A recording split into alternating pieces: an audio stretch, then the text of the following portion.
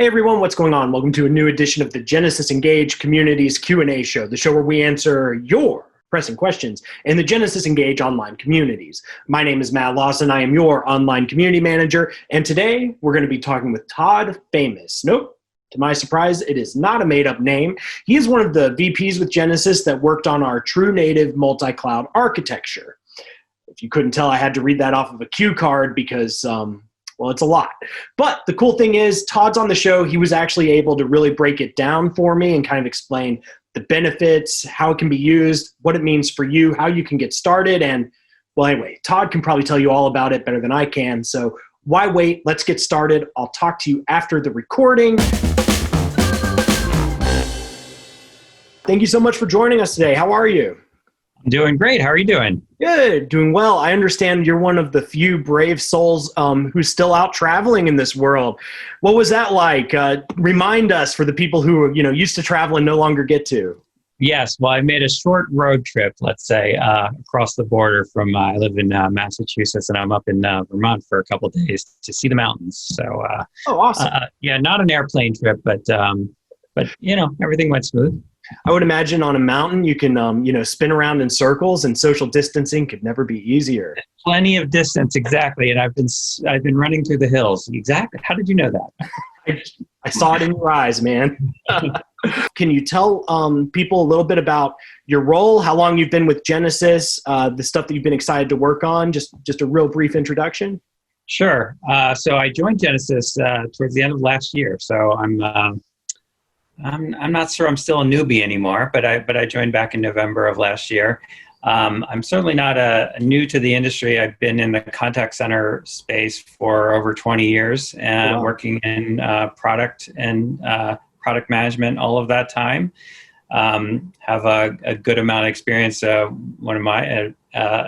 long time I spent at Cisco back in the day, and I've always worked with large enterprises and large enterprise customers, and excited to be here. Genesys is a company I've sort of been in the industry with for a long time, and really respect what Genesys has been able to do with this large customer segment and the most sophisticated contact centers in the world run on Genesys. So happy to be here, and it's been a great experience so far.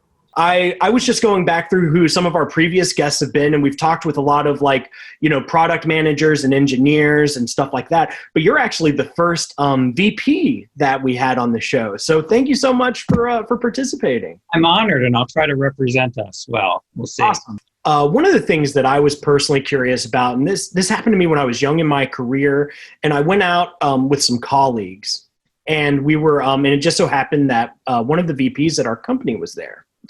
And one of my colleagues asked a question that I thought was really interesting because they were in management and they were, thinking that they might be moving into a director role. And the question they asked the VP, and their answer always stuck with me, but I'd love to hear yours. They asked, what's the difference between a VP and a director? There's scope, I guess. I would say, just in terms of being a people manager, a director, a VP, there's a sliding scale of how you spend your time, where more and more of your time up that scale becomes invested in helping your team. So it's, there's kind of this, I think a misnomer that, executives have, that they have sort of more power or authority. I kind of look at it the other way around, because as they become more and more responsible, and somebody like Tony, who's responsible for organization, they are responsible for helping thousands of people be successful. That's really how the company succeeds. So again, back to your question about director as VP. So there's a larger team involved at higher levels in the organization, and you have more people that you need to serve. So that's kind of the way I think about it. Interesting. Okay, cool. And, one other thing I'd add to that is that, again, I have directors on my team. I need to help them through that transition as well. So they're moving from being an individual contributor to a manager to a director, they as well have to transition more of their time to helping their team be successful. That's kind of how they their principal objective.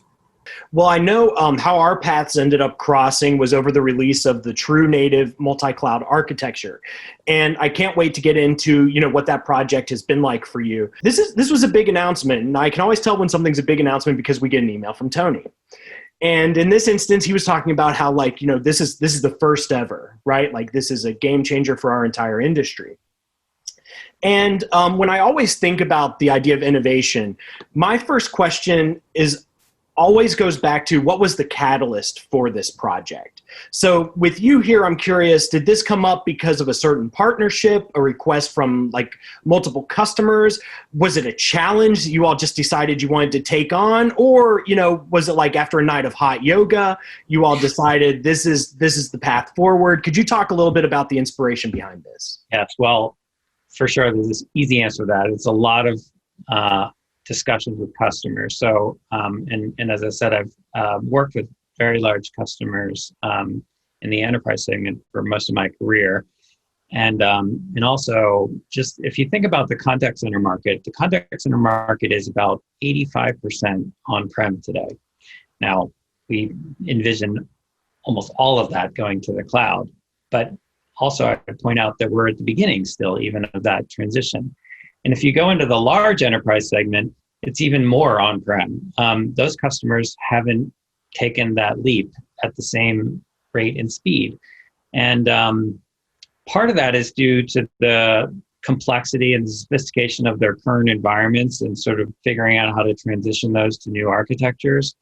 But then also, there's differences in that segment. Again, our larger segment, where customers have needs around control and flexibility that are not served by some of the early cloud architectures in terms of being one flavor.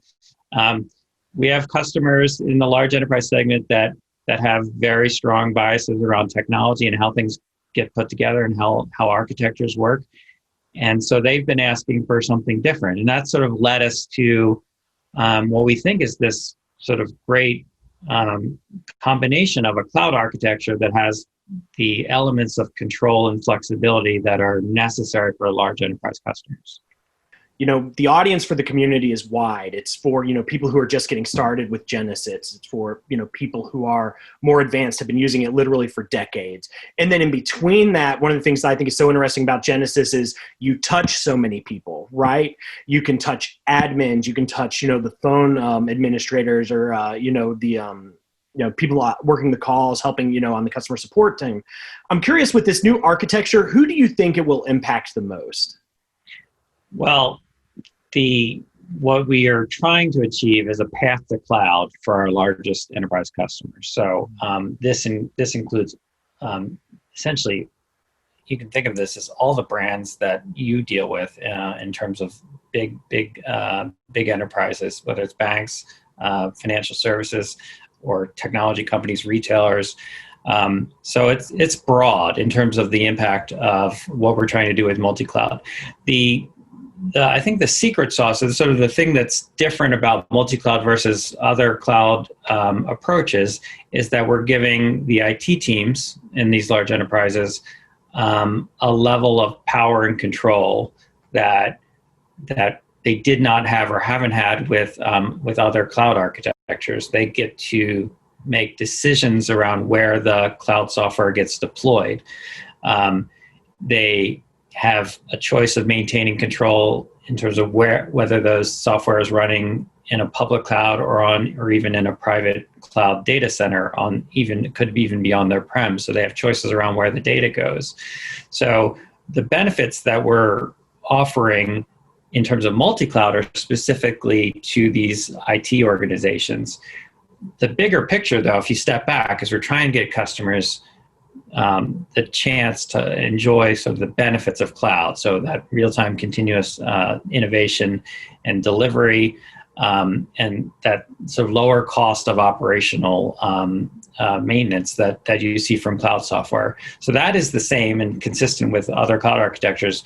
But I think the secret sauce, if you will, in multi-cloud is going to be the power that we give to the IT organizations. Gotcha. Well, it's really interesting you bring up the idea of being on premise and migrating into the cloud, stuff like that, because one of the things that we did recently in the community is we put up a challenge on the GCAP portal.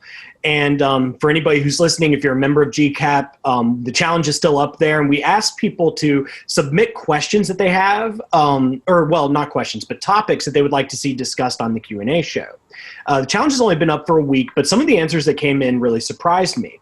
The first one actually made a lot of sense. People wanted to see more about feature releases, which this falls under. But then the other one that I thought was really surprising is they wanted to talk about migrating from on-premise to cloud. What was interesting is the questions that they posed weren't necessarily around the benefits. I think they've been hit over the head with the benefits of it numerous times. What they were more curious about is how it happens. And then, of course, some of the outcomes that happen afterwards. So those are all topics that we hope to get to, really dedicated on in future episodes. But while you're here and now that you've talked about it, I'm curious, what does this release mean for people who are looking to migrate? Like, does it become easier? Does it become less important? Just in general, what are your thoughts on that? Yeah, so I think the value propositions, I like how you put it for cloud. We've been beating the market over. Everybody understands at this point. The market sees the direction and the outcome, which is to be on cloud software architectures. And where we are at this point is how do I get there? What are the steps and what does it look like? How do I get from A to B? And that is where, particularly for large, complex environments, where it's been difficult to consider a sort of,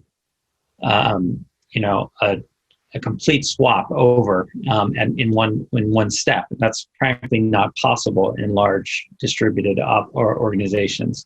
So what multi-cloud offers and what we're doing with the Engage platform is we're introducing this new architecture, these, based on technology containers, which, is part of the underpinnings of the architectural choices we've made, which are existing customers, so these large engaged deployments, will be able to take in pieces. So they can start to deploy some elements of containers today. So we have a product called Genesys CX Insights, which is available today, and it's in a container packaging.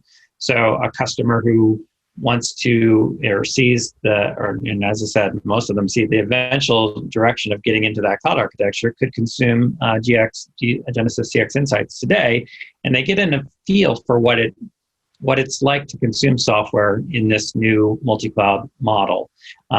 It's very different. There's not software upgrades like there is in traditional packaged software, and like our engaged customers are experiencing in the past. There is no upgrade installation process. There's a new container image that replaces the current one. And so that feel of how you maintain that software is a transition that our base will go through. And we can, again, the point to your point, what we can offer them is the ability to begin doing that in pieces as they move pieces of the Engage platform over into that new architecture. And that's going to kind of remove that obstacle for transitioning, which we see in the large segment.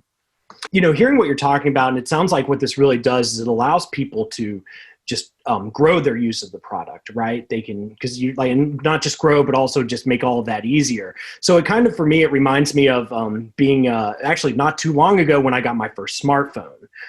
Because, coming from a dummy phone to a smartphone, I was used to using the smartphone for like a singular purpose, right?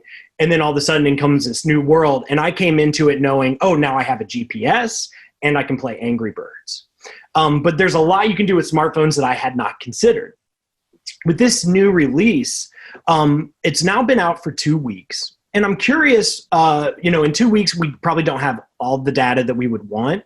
But I am curious, do you think, has this gone as expected? Do you feel like it overwhelmed certain people? Do you feel like the adoption is where you want it to be?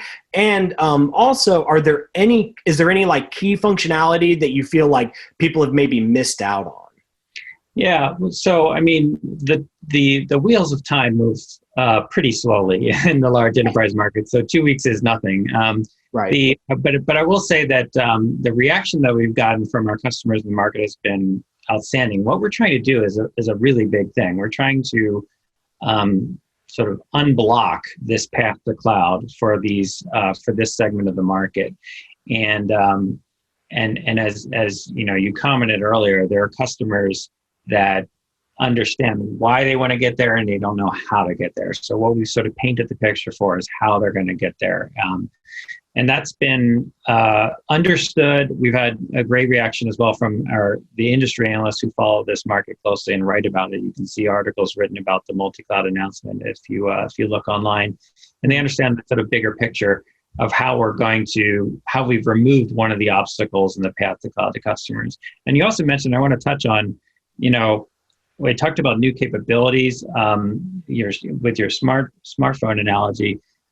There's so many things we're doing now in Genesys Cloud that we want to bring to our engaged customers. We have an architecture, we call it hybrid, where you take Genesys Cloud services and you connect them to Engage. And if you think about it, in the past, that would have required the customer to take a significant amount of effort and action to put in place a new piece of software.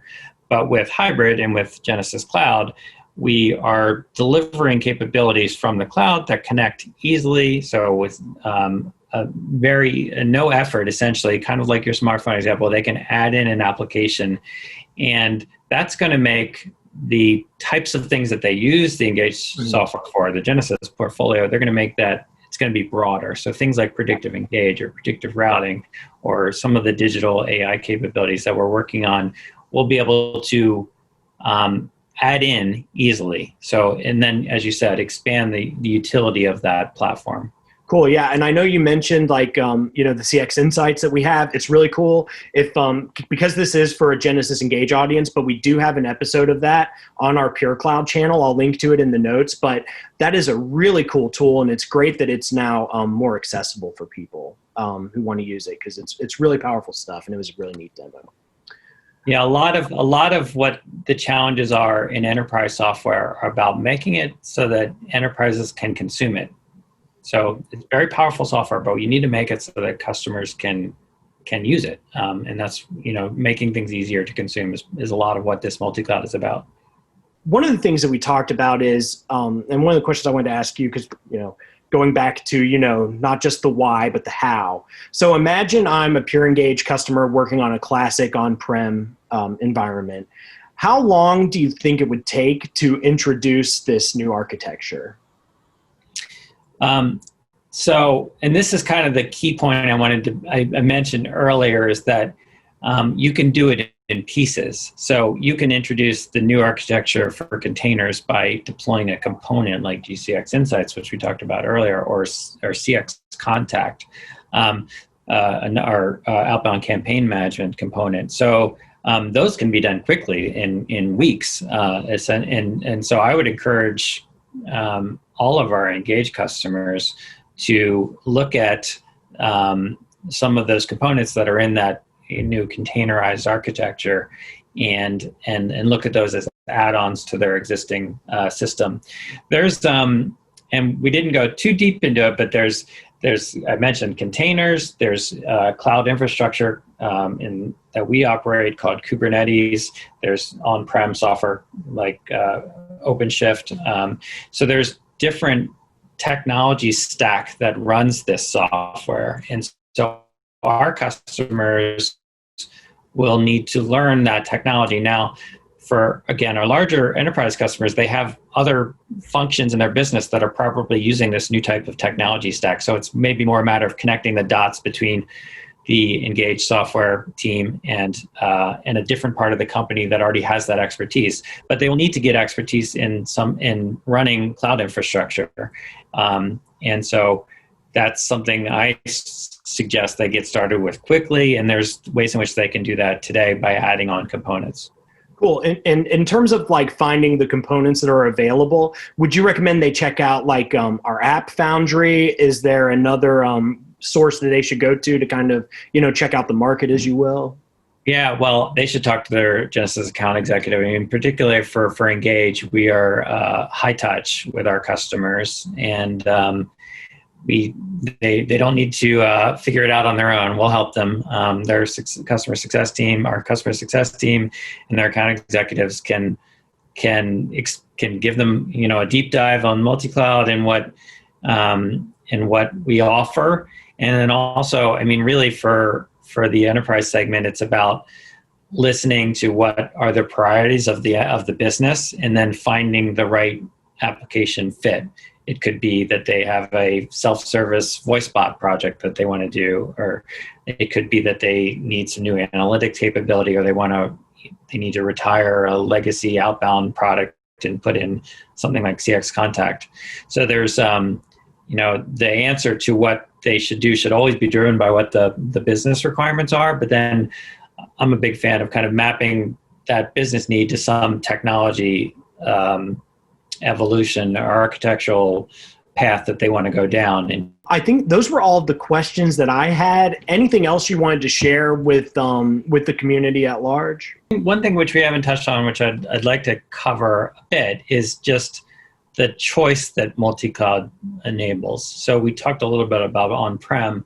The other new capability that we're introducing with Engage is we will let customers choose a public cloud provider. So we have been operating on Amazon AWS.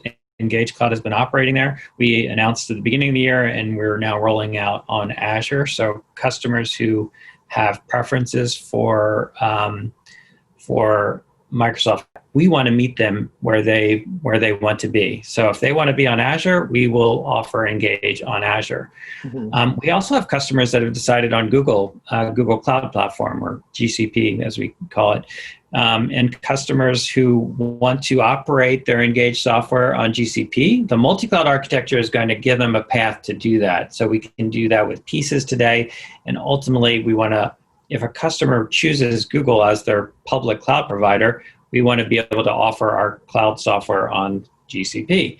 So we will become the first enterprise contact center platform that could run on all of the three major backends. And then there's other verticals where customers want to run on IBM or Oracle Cloud. So those are options as well that the multi-cloud architecture enables. So that cloud infrastructure choice is another, I think, it's certainly a new capability, and it's something that we're first in the market to do.